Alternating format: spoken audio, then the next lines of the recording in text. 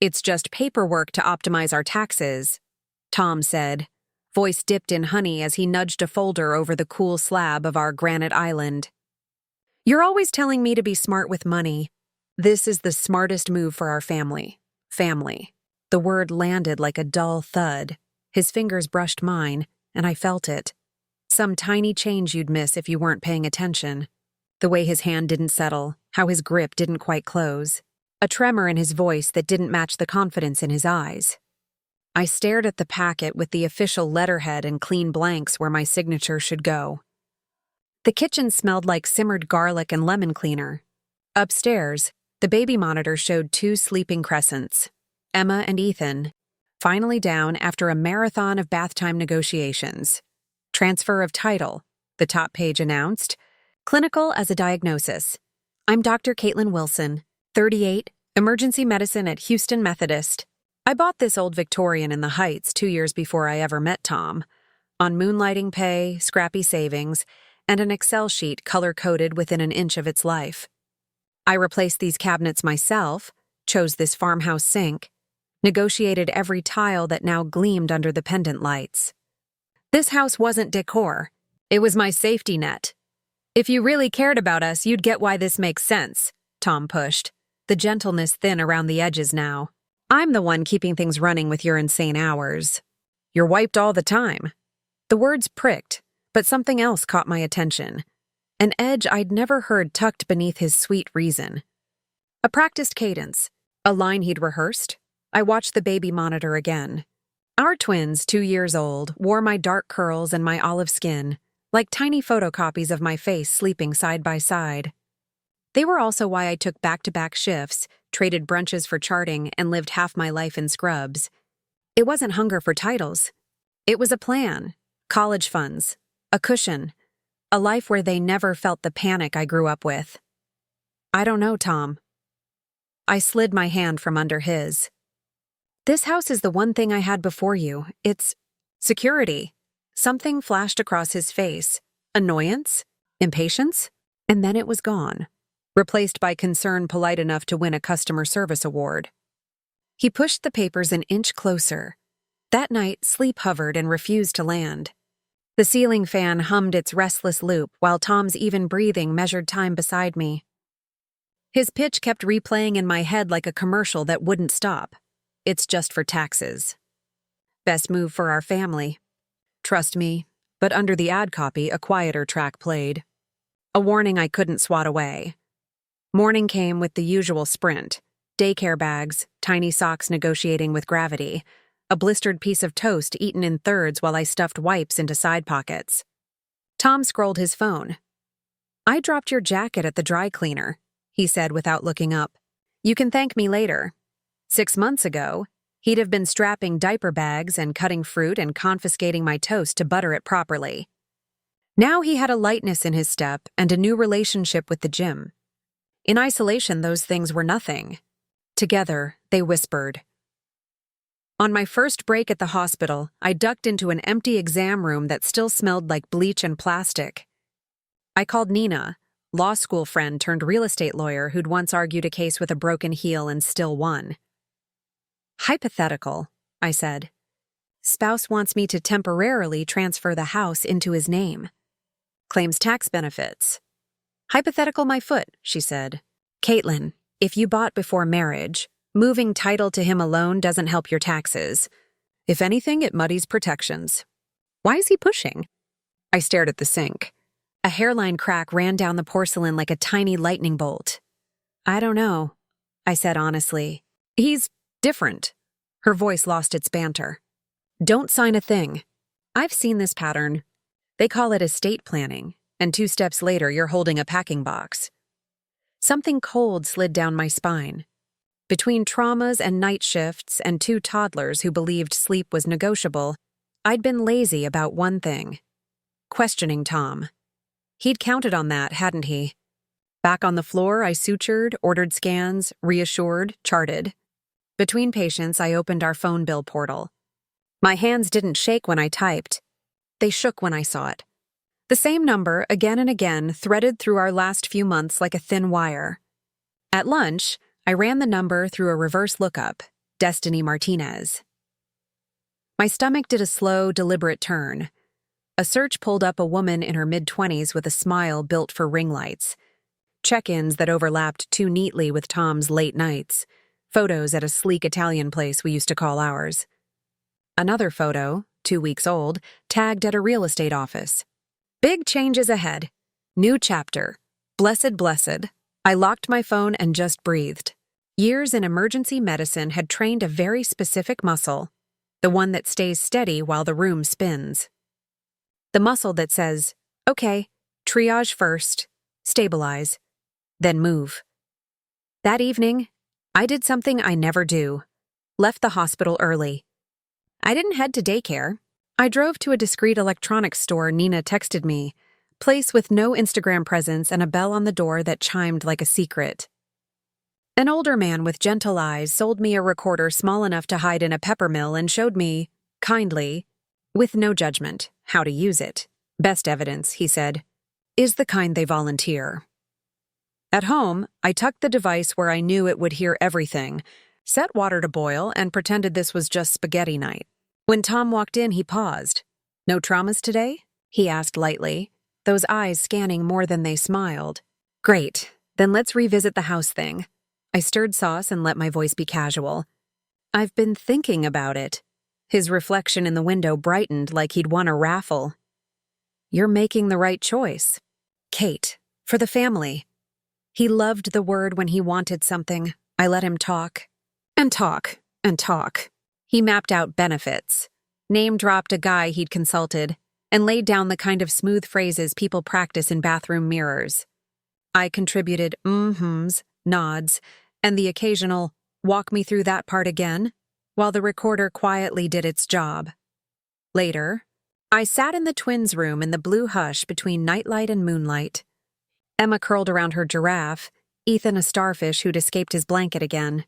A flare of something primal rose in me, hot and clean. If he was playing games, he'd picked the wrong opponent.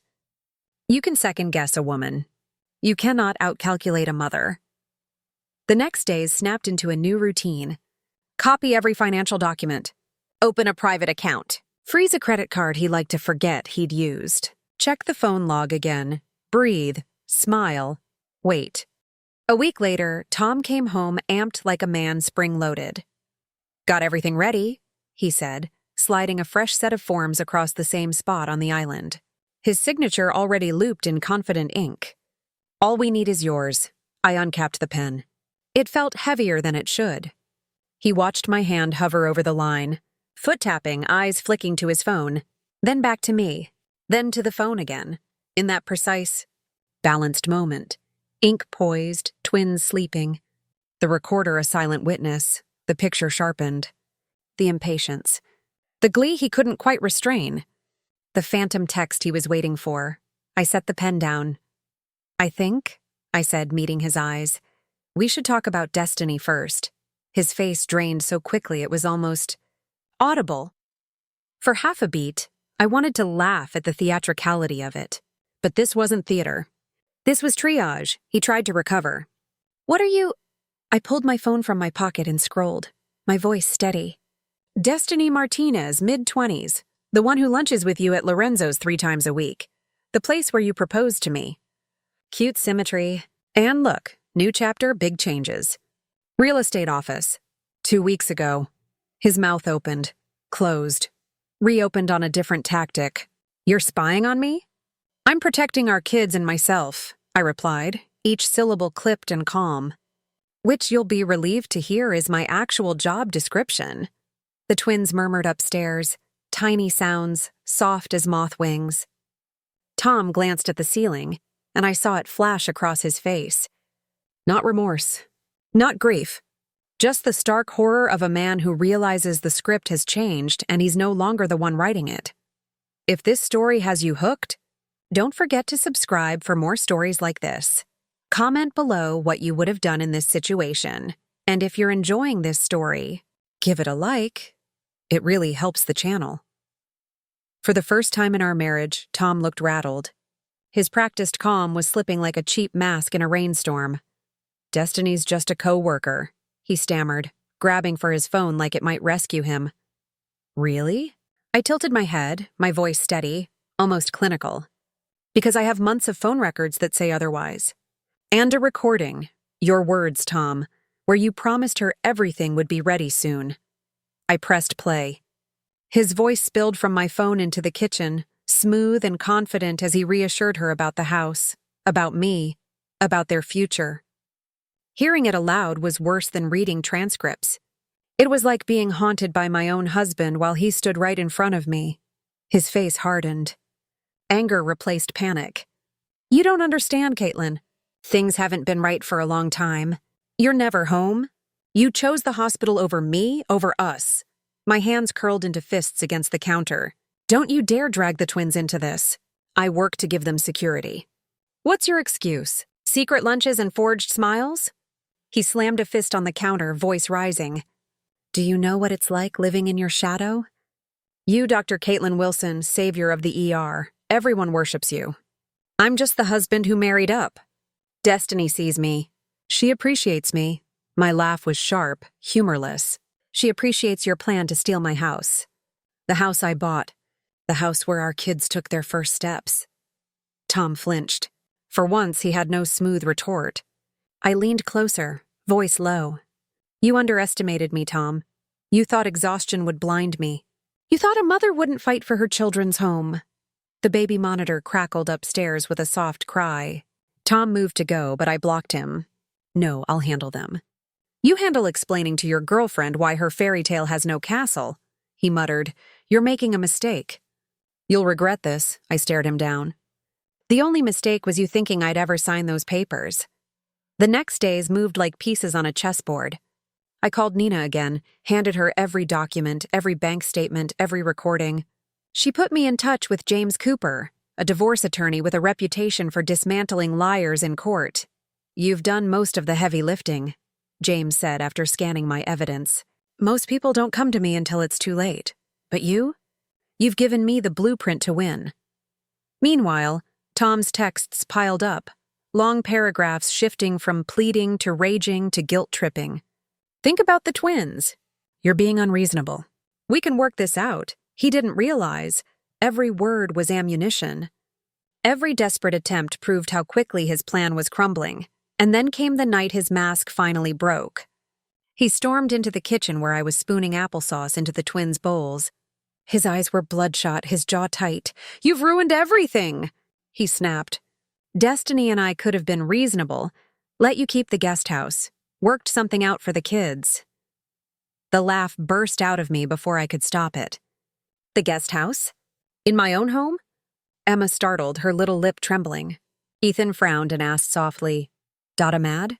I pulled them close, shielding them with calm. Daddy's just tired, I murmured. But my eyes cut to Tom, sharp as a scalpel. And Daddy's leaving for a while. His nostrils flared. Like hell I am. Actually, I reached for the folder in my bag and laid the document flat on the counter. This says otherwise. A temporary restraining order. Filed this morning. You have 1 hour to pack. The color drained from his face. You can't. I already did, I said, steady as stone. You can run to Destiny. But you won't run off with my house. Or my children. That was the turning point. The moment Tom realized he wasn't the mastermind anymore. I was. If you were Caitlin, would you have filed the restraining order that fast? Or waited? Comment below what you'd have done. Don't forget to hit subscribe for more revenge stories. And if you're hooked so far, drop a like. It tells me to keep bringing you these twists. An hour later, I stood at the nursery window, rocking Emma while Ethan stacked blocks at my feet. Outside, Tom shoved his bags into the trunk, glancing back at the house like it was slipping through his fingers. Because it was his perfect little scheme had detonated in his hands. Bye-bye, Emma asked, pointing at the window. Yes, sweetheart, I whispered, kissing her curls. Daddy's going bye-bye for a while. From that night forward, everything moved fast. Tom ran straight to his lawyer, but James, my attorney, was already 5 steps ahead.